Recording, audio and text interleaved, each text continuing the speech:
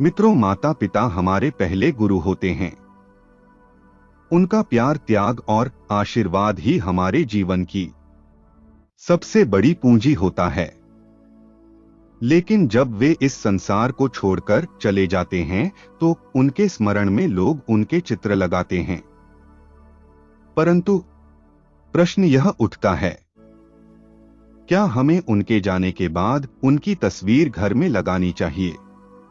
क्या इसका कोई आध्यात्मिक प्रभाव होता है?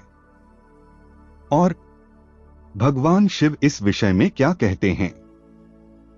आज की इस कथा में भगवान शिव स्वयं एक भक्त को इस रहस्य से अवगत कराते हैं। प्राचीन समय की बात है।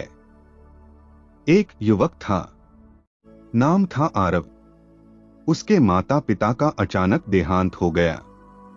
वह बहुत दुखी रहने लगा। उसने घर के पूजा स्थान में माता पिता की बड़ी तस्वीरें लगवा दी और रोज उनकी पूजा करने लगा। कुछ महीनों बाद उसके जीवन में कुछ अजीब घटनाएं होने लगी। मानसिक अशांति बढ़ने लगी, घर में कलह होने लगी और उसे स्वप्नों में विचित्र दृश्य दिखने लगे।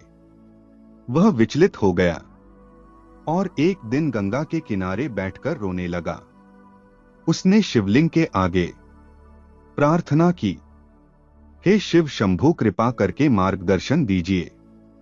मैं अपने माता पिता की तस्वीर लगाकर उन्हें श्रद्धांजलि दे रहा हूं, फिर मेरे जीवन में अशांति क्यों है? उसी क्षण दिव्य प्रकाश प्रकट हुआ। चारों ओर त्रिपुंड की सुगंध फैल गई और भगवान शिव प्रकट हुए। उनकी आंखों में करुणा थी और वाणी शांत थी।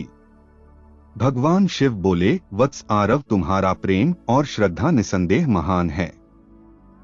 तुम्हारे हृदय में अपने माता पिता के लिए जो भावना है वह तो पूजनीय है, परंतु अनजाने में तुमने जो किया है वह न केवल आत्माओं को बांधता है बल्कि तुम्हारे जीवन में भी क्लेश का कारण बन सकता है। जब कोई अपने प्रियजनों को खो देता है, विशेषकर माता पिता को, तब उनका स्मरण और सम्मान अवश्य करना चाहिए। लेकिन कुछ नियम और मर्यादाएं होती हैं जिन्हें जानना हर मानव के लिए आवश्यक है। वत्स सुनो, मैं तुम्हें 5 दिव्य बातें बताता हूं जिन्हें हर मनुष्य को जानना चाहिए।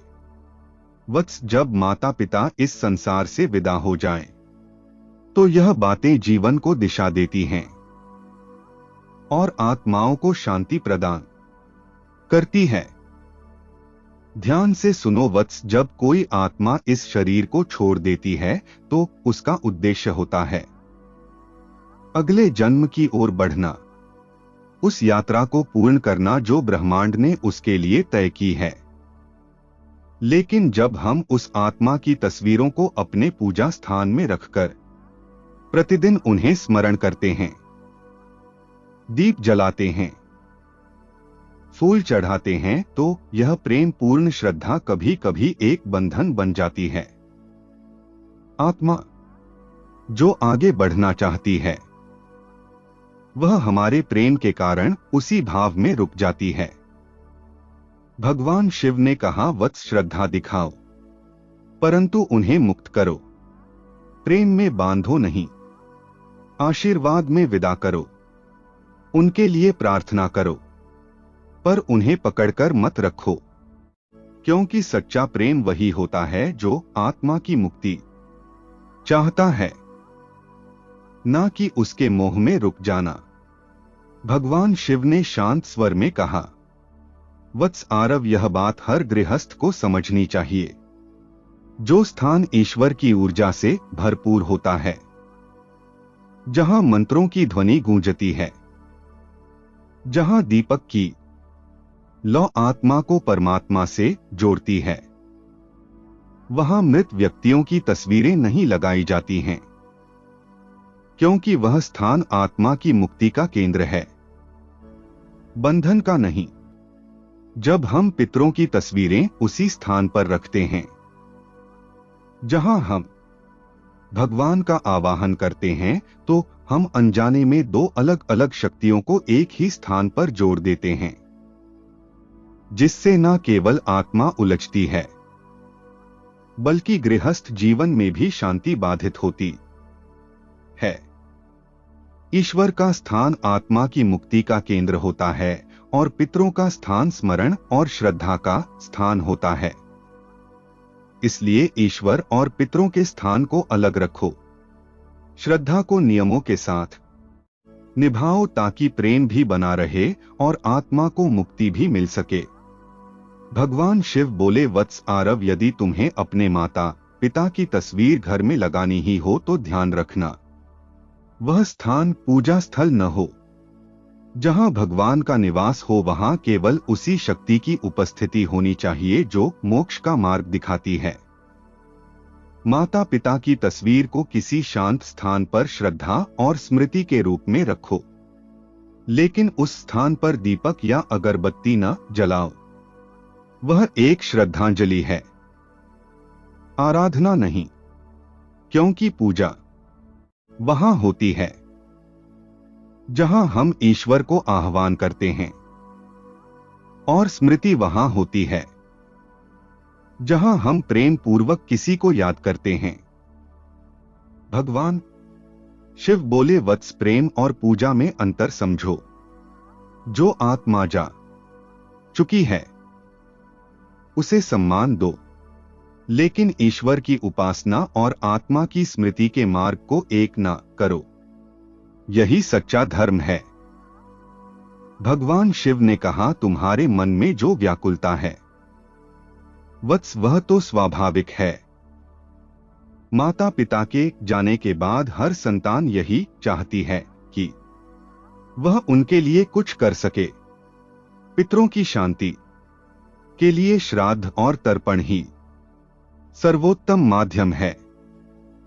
इन वैदिक कर्मों के द्वारा तुम न केवल उन्हें श्रद्धा अर्पित करते हो बल्कि उन्हें अगली यात्रा के लिए आत्मिक बल भी प्रदान करते हो। यही वह मार्ग है जिससे तुम उनका आशीर्वाद पा सकते हो और उन्हें शांति पूर्वक विदा कर सकते हो। यही सच्ची सेवा है। जो गया है उसे आगे बढ़ने दो, मोह में मत बांधो, प्रेम से मुक्त करो। यही पुत्र धर्म है, यही पवित्रता है। भगवान शिव ने गहरी दृष्टि से आरव की ओर देखा और कहा, वत्स, यह संसार एक यात्रा है। आत्मा आती है, अनुभव लेती है और वत्स फिर आगे बढ़ जाती है। परंतु जब तुम मोह में डूब जाते हो तो तुम न केवल अपने हृदय को बांधते हो बल्कि उस आत्मा की गति को भी रोक देते हो। मोह आत्मा को रोकता है, प्रेम उसे मुक्त करता है। जो गया है उसके नाम पर अच्छे कर्म करो, गरीबों की सेवा करो, भूखे को भोजन, वृक्षारोपण। यही वह कर्म है जो तुम्हारे माता पिता के आशीर्वाद बनकर तुम्हारे जीवन में लौटेंगे। प्रेम को कर्म में बदलो, यही सच्ची श्रद्धांजलि है। तुम्हारे कर्म ही उनकी आत्मा की सबसे मधुर स्मृति होंगे जो उन्हें भी सुख देंगे और तुम्हें भी उन्नति की ओर ले जाएंगे। भगवान शिव ने आरव को आशीर्वाद देते हुए कहा, वत्स आरव, तुम्हारे माता पिता तुमसे गहरा प्रेम करते थे। उन्होंने अपना संपूर्ण जीवन तुम्हारे लिए समर्पित कर दिया।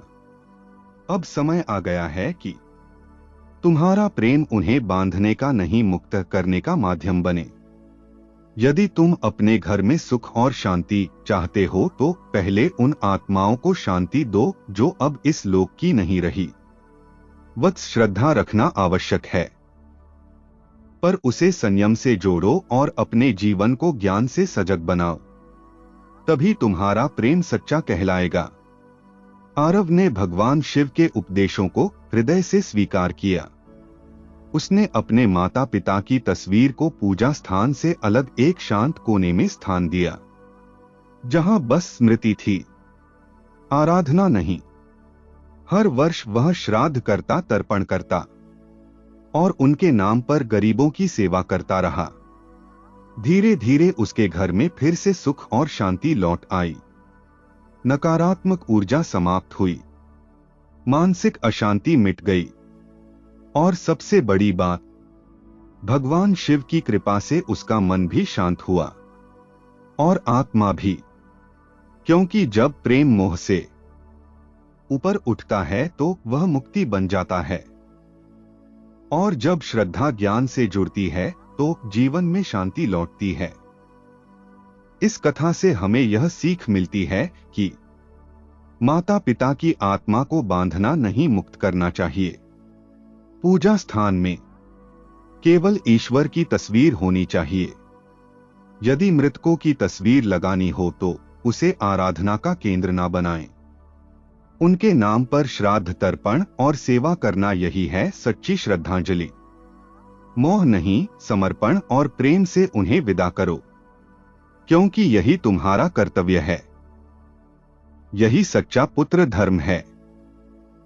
मित्रों, भोलेनाथ हमें यह दिव्य शिक्षा देते हैं कि प्रेम को कभी बंधन मत बनने दो। जो इस संसार से चला गया है उसे अपने आंसुओं से मत बांधो, बल्कि अपने आशीर्वाद और शुभकामनाओं से उसे मुक्त करो, क्योंकि आत्मा का अंतिम लक्ष्य है ईश्वर की ओर यात्रा करना। और सच्चा प्रेम वही है जो किसी आत्मा को उस यात्रा में रुकावट नहीं राह दिखाए। मित्रों, यदि जानकारी अच्छी लगी हो तो लाइक करें, कमेंट करें और चैनल को सब्सक्राइब करना ना भूलें। जय श्री राम। हर हर महादेव।